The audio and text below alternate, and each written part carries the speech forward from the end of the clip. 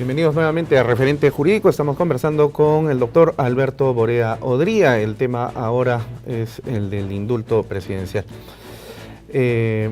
Doctor, en lo personal, después de haber ejercido la defensa del presidente de la República y a los pocos días se vino el tema del indulto, ¿qué sintió usted? ¿Cuál fue la primera sensación que tuvo después de haber ejercido la defensa, haber sido abogado de... La primera fue, a mí nunca me hablaron del indulto. Yeah. Si me hubiesen hablado del indulto, yo hubiese puesto otras condiciones para ejercer la defensa y probablemente habría dicho, casi hasta por escrito, asegúrame que por lo menos no vas a dar el indulto como consecuencia de este proceso, ¿no, verdad?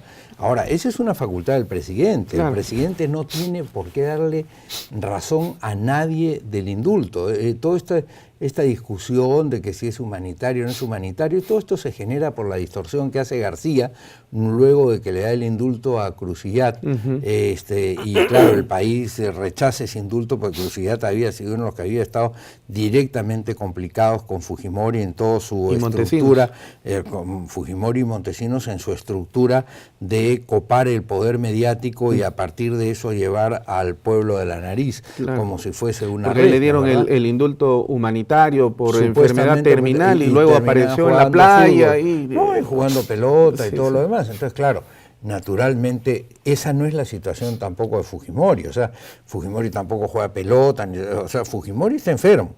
Ahora, qué gravedad, qué grado de enfermedad tiene, ese es un tema que se tiene que discutir. Pero, por ejemplo, cuando Alejandro Toledo indulta a Alfredo Jaililí el último día de su mandato, lo indulta porque lo indulta, punto, se acabó el tema. O sea, el indulto es incondicionado, es una prerrogativa que el pueblo le da al presidente de la República. Es una facultad regia, ¿verdad?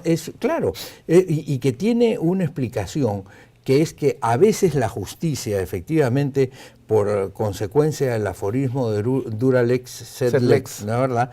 Y que los jueces tienen que aplicarla, resulta una consecuencia que no es muy acorde con la marcha de la sociedad. Entonces se le da al presidente de la República, o en ese entonces al rey, la posibilidad de modificar esto de tal manera de volver a ser que la sociedad vuelva a actuar, digamos, sincronizadamente. Sí. Porque hay uno de los elementos que en razón de esta frase que he citado muchas veces, fiat justitia et pereat mundi, que quiere decir que se haga la justicia aunque se caiga el mundo, que a veces los jueces tienen que seguir, ¿no es verdad?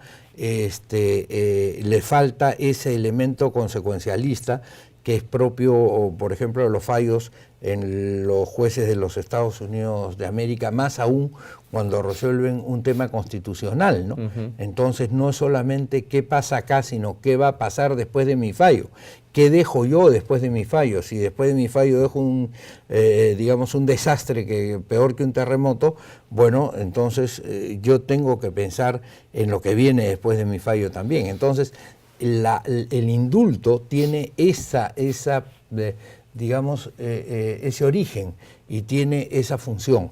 Entonces, puedes llamarlo, por ejemplo, vamos a suponer que, voy a hacer un ejemplo para que la gente entienda bien. Supongamos que este chico Reina, que está, digamos, comprendido en las investigaciones de la muerte de esta chica, etcétera, etcétera, fuera pues un crack tipo Messi, vamos a decir de alguna manera, ¿no? Nadie duda de que es un buen jugador. Y estamos yendo al Mundial y lo condenaron, digamos, por la comisión de un delito, pero no estamos muy seguros, o sí, o lo que fuera, pero lo condenamos. Y vamos a ir al Mundial después de 36 años y necesitamos de que Messi juegue, que el Messi peruano juegue. El presidente puede decir, bueno, está bien, pero dentro de la composición social del Perú podría ser bueno, digamos, claro, para que pueda jugar. Claro. ¿Te das cuenta? Entonces, él suaviza la sentencia o suaviza la situación. Ese es el origen del indulto. Yeah. Lo que pasa es que no se estudia en las instituciones desde el momento en que ellas se plantean, y al no estudiarse desde el momento en que ellas se plantean, digamos, no se sabe para qué sirven. Y como decía Rudolf von Jhering, el derecho, todo el derecho tiene un fin, por eso él escribe un libro famoso que se llama El fin del derecho. ¿No es verdad? Y entonces todos los que estamos en el análisis jurídico sabemos que hay que seguir un poco el telos de la norma. ¿Para qué es que se hace una determinada norma, ¿no? Sí.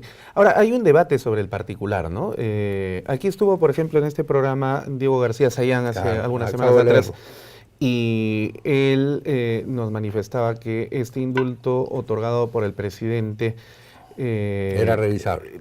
No solamente eso, sino que carecía de los elementos necesarios para poder constituirse de una manera legítima, porque el presidente, según su punto de vista, no es cierto que él pueda de manera libre disponer y hacer lo que le da la gana y expresarlo a través de un indulto a una persona tan cuestionada como Alberto Fujimori, y que para eso existía precisamente el reglamento. Pero sin embargo, también nosotros le recordamos que el origen de esa facultad presidencial es la que usted ha expresado, precisamente, y entonces el presidente, como Ollanta Humala, el último día de su gobierno, indultó a la señora Buscaglia, por ejemplo, sin expresión de causa de ninguna naturaleza. Tú te das cuenta ahí cómo el presidente, frente a una situación que la sociedad por A, B o C entiende discutible, suaviza la sentencia y ordena que esto que se considera un poco excesivo ya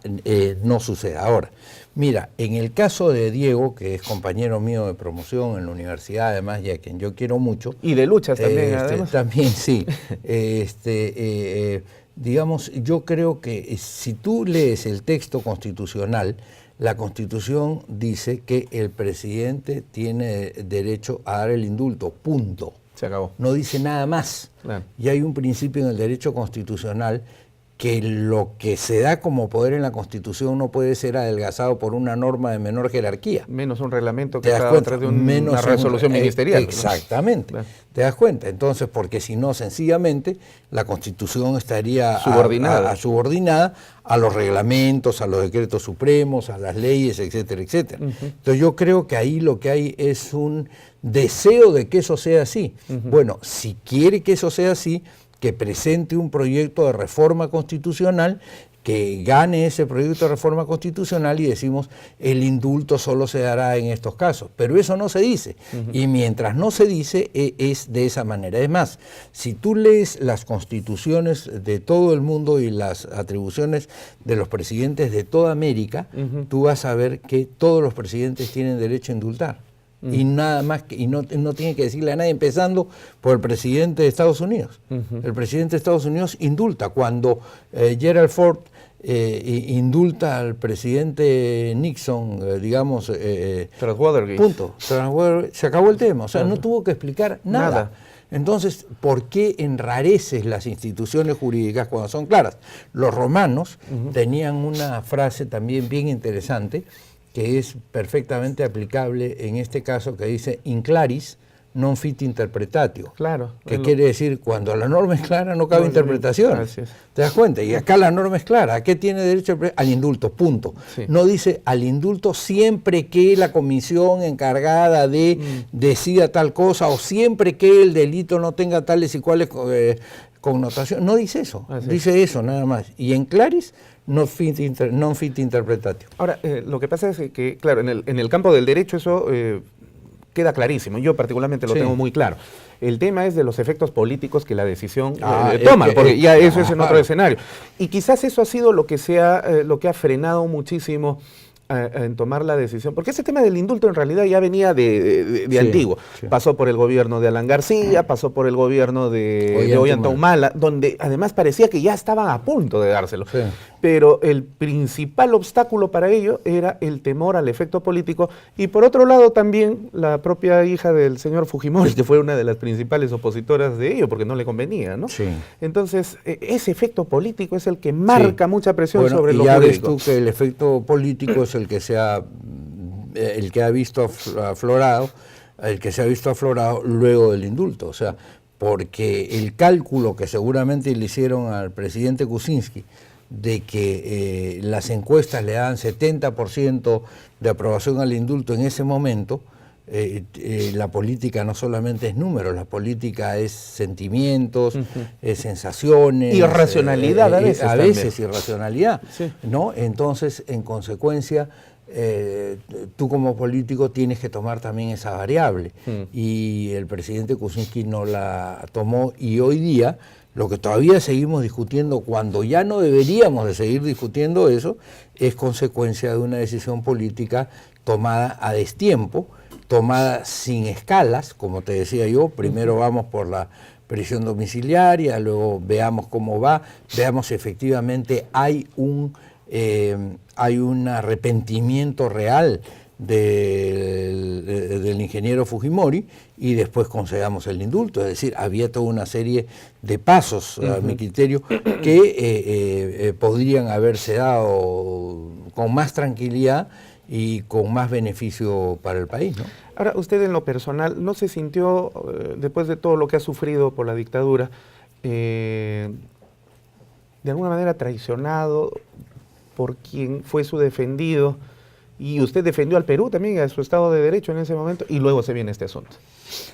Mira, me sentí desilusionado sin ninguna duda, por supuesto. O sea, yo comprendo su punto de vista político, pero me sentí desilusionado sin duda.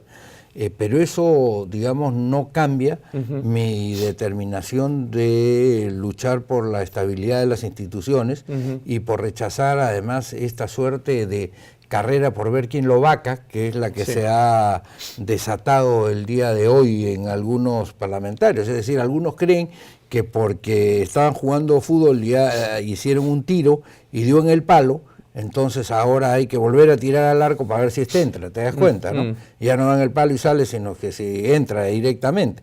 Y eso a mí me parece muy malo nuevamente, ¿no? O sea, porque además las pretensiones por las cuales se han sostenido, o sea, que es, vamos a decir, la verdadera o la causa expresa, ni siquiera ha sido una causa que uno puede pensar que es distinta, sino que se han encargado de manifestar cuál es la causa. Y ellos han manifestado que la causa es haber concedido el indulto. Yo puedo estar en total desacuerdo con el indulto, pero esa no es una causa de vacancia presidencial, porque esa es su prerrogativa. O también en el caso de otra persona que está en el Parlamento, que ha dicho, nosotros desde diciembre ya hemos tomado la decisión de vacarlo al presidente. Entonces, si ya tomaste de diciembre y ya perdiste en esa oportunidad, ahora ni siquiera sabes de qué se trata y ya estás también otra vez vacándolo. Entonces, claro, naturalmente eso es muy poco serio y creo que no contribuye. Y ahí no solamente se defiende al presidente Kuczynski, sino eventualmente se defiende al presidente Vizcarra o a la presidente Arauz o al presidente que elijamos después. O sea, lo que hay que defender es la fortaleza de las instituciones y no hacer el atajo, ¿no es verdad? Otra vez, recurriendo a los romanos, que no por gusto crean el derecho, no se puede obtener por la vía indirecta, que es lo que ellos están tratando de hacer, lo que no se puede lograr por la vía directa, con lo que les está prohibido. Ellos no podrían decir a Kuczynski, ándate porque no nos caes bien. Entonces, como no le pueden decir ándate porque no nos caes bien, entonces abren una suerte de incidente y se meten por una puerta falsa. Ya, eso no está bien. Bueno, efectivamente, ¿no? Porque otra vez se ha vuelto a plantear este tema de la Ahora, felizmente que la propia gente del Congreso está de alguna manera reflexionando de otra manera, ¿no? Hay otra velocidad, hay otra aprensión, entonces no se trata de vamos de todas maneras a las elecciones generales, como ha dicho un grupo, porque si tú vacaras al presidente de la República hay toda una alternativa de eventual sucesión, pero además, ponte tú que vacaras al presidente de la República, ¿qué le espera al Perú en los próximos 2 años, en donde, digamos, siendo un periodo de crecimiento a nivel mundial y teniendo nosotros la expectativa de crecer 6, 7, 8%, lo que significa que muchas personas de las que están viendo este programa pueden salir de la línea de pobreza o incluso de la línea de miseria, ¿no es verdad? No van a salir porque no se va a avanzar con el tema no se va a avanzar con el tema del desarrollo de la economía, ¿no? Otra forma de frustrar la historia del Perú en esta larga historia. Ese es el tema, de ¿no? frustración. Exactamente, ¿no? O sea, interrupciones. Sí, entonces, yo le sugeriría a los que tienen vocación por alcanzar el poder, eso. Y una cosa que tú me preguntaste hace un momento, que era el tema del rabo de paja, es decir, digamos, la gente que estaba pretendiendo además vacar al presidente Fujimori, al presidente Kuczynski, ¿no es verdad? Tenía objeciones mucho más serias que las que tenía el presidente Kuczynski, ¿no? Sí. O sea, habían estado 10 años en la dictadura y no habían dicho una sola palabra frente a robos, chuponeos, asesinatos, es decir, han estado en la salita del cine, han estado mirando las cámaras de la televisión y sin embargo, ahí sí no pasa nada, en realidad ellos... Ahí, vamos al Evangelio, ¿pueden tirar la primera piedra? Sí. O sea, ¿sería justo que eso pase? En Colombia se dice, el que tiene rabo de paja, que no se arrime al fogón. Ahí está, esa es más o menos la cosa, ¿no es verdad? Pero aquí estaban todos, o muchos, haciendo, digamos, calentando sus marshmallows y sus hot dogs dentro del fogón, ¿no es verdad? Claro, sí. Fumando en grifo. Así es, exactamente. Bueno. Sí. Doctor Alberto Borea, ha sido un honor realmente conversar con usted sobre estos interesantes temas y sabemos que con usted contamos en la permanente defensa de la institucionalidad y el Estado de Derecho y nosotros como peruanos tenemos que agradecerle muchísimo. Muchísimas gracias, Luis Alberto, y siempre a las órdenes de ustedes, pero eso es sí, pues a la hora que me dicen que llegue me entrevistan. Por supuesto que sí.